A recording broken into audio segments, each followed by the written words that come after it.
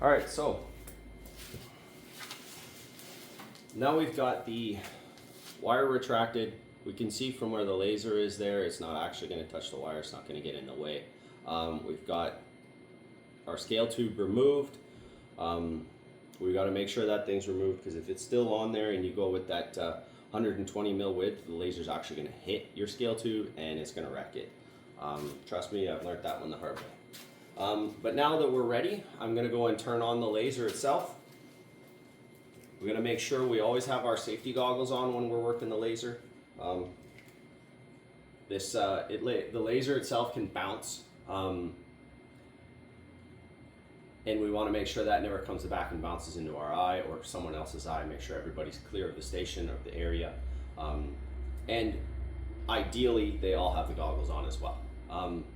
The last thing is, anytime you're cleaning or doing any kind of welding, you got to make sure your argon's on. The argon actually is used to cool the lenses. Even though the liquid cooling does actually come into the gun, the liquid cooling will cool the gun. The argon makes sure that the lenses actually stay cool as well. So we got to make sure that's always on when we're running.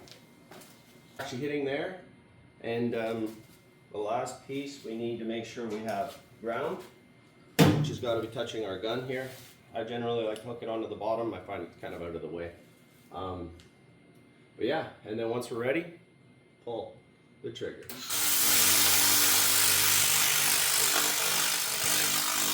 And then, so you're going to want to come in and out to see where your kind of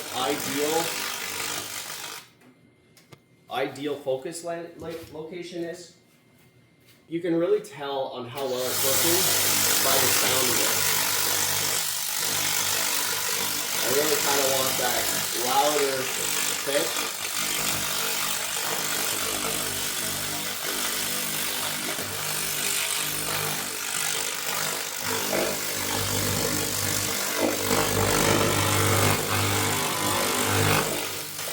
So now, anytime you're working on something real old like this, you're going to have a lot of buildup, a lot of stuff on the surface. I'd take a wire brush over it, just get that off the way.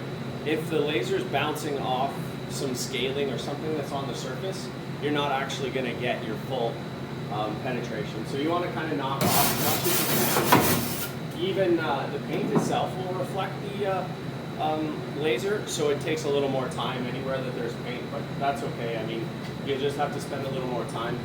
I'm not going to come down too close to the bottom edge because I don't want to miss and hit anything else. I don't have a protective screen behind it, so I definitely don't want to be missing.